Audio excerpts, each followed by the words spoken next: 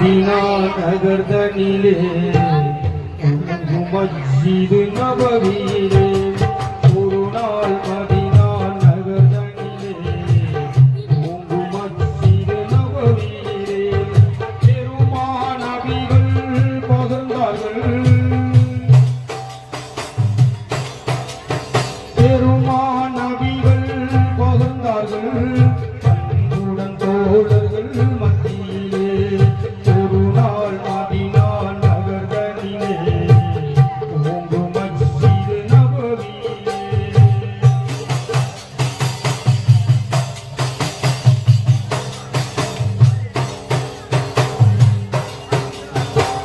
உடைய நிழலின் குளிராக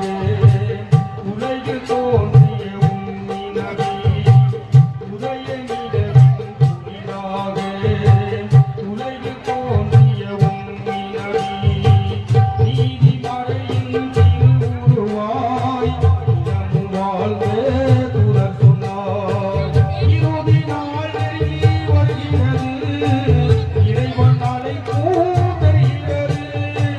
கருணை இறைவன் சொல் கேட்டு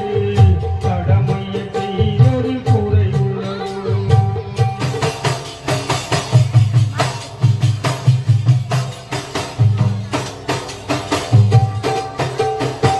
யாருக்கு தவறுகள் செய்தேனோ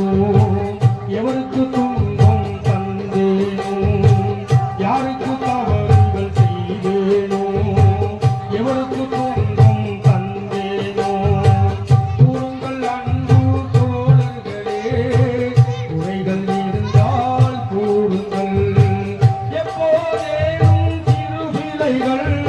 என் வாழ்வில் ஏதும் செய்தேனோ தப்பாது இங்கே சொல்லிடுவீர் தயங்காமல் அதனை ஏற்றிடுவீர்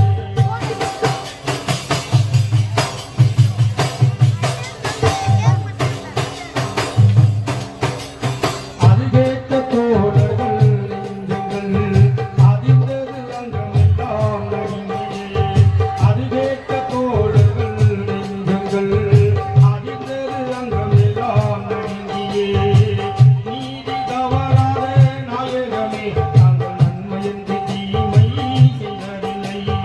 அப்போது ஒருவர் எழுந்து நின்றார் அவர்தான் முத்தாஷா என் தோழர் ஒப்பில்லாத இறை கூறே உங்கள் கூறு எனக்கு உண்டு என்றார்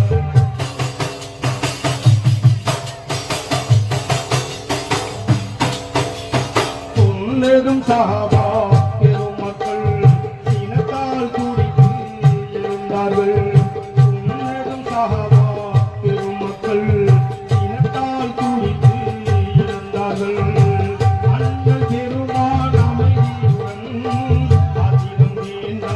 அவர்கள் என்றார் என்ன குறைகள் இருந்தாலும்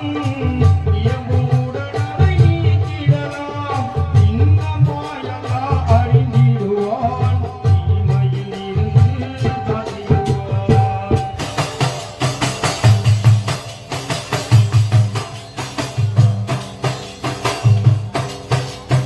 உத்தம நபியே இரசூலே முத்தகையின் மேல் தாங்கள் இருக்கையிலே உத்தம நபியே இரசூலே முத்தகையின் மேல் தாங்கள் இருக்கையிலே சித்தமகிழ்வோடு நான் விடுத்து நீராய் மனதில் நடக்கையிலே தகையை துரத்தி ஒட்டகையை சட்டுன்னு தாங்கள் அடித்தீர்கள் ஒத்தி நடந்தே என் உடம்பில் ஓரடி நின்றது அப்போது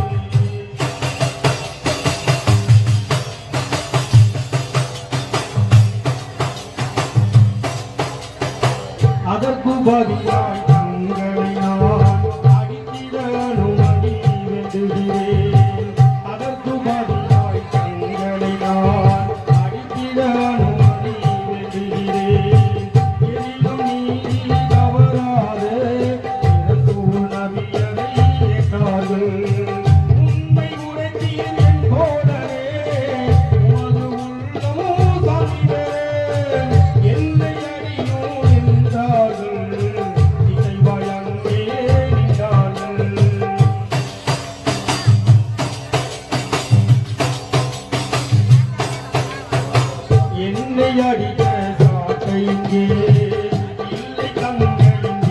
உண்டு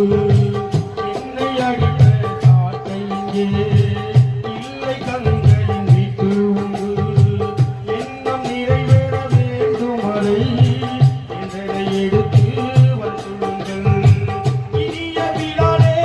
எழிலுமி எடுத்து வாரும் சாட்டைகளை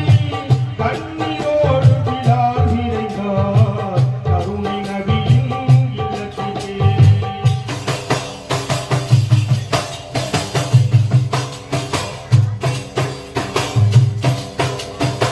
அங்கே அன்னை பாத்திமாவும்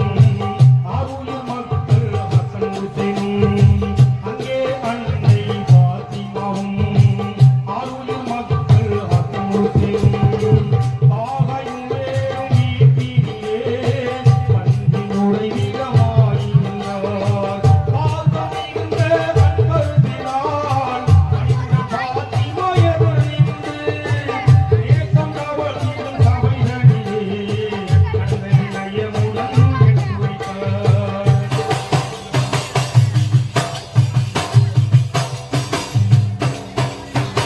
செய்திய செவியில் கேட்டவுடன் சிந்தையில் வேதனை பொங்கியது செய்திய செவியில் கேட்டவுடன் சிந்தையில் வேதனை பொங்கியது தூயோ என்னும் தந்தை உடல் நலமில்லை தண்டனையை எப்படி தாங்கிடுவார் என்றே குழம்பி சாட்டைகளை எடுத்து விழாடிடம் தரும்போது அன்றே கொள்ளும் காசாவிடம் நானே அடியை ஏற்றிடுவேன்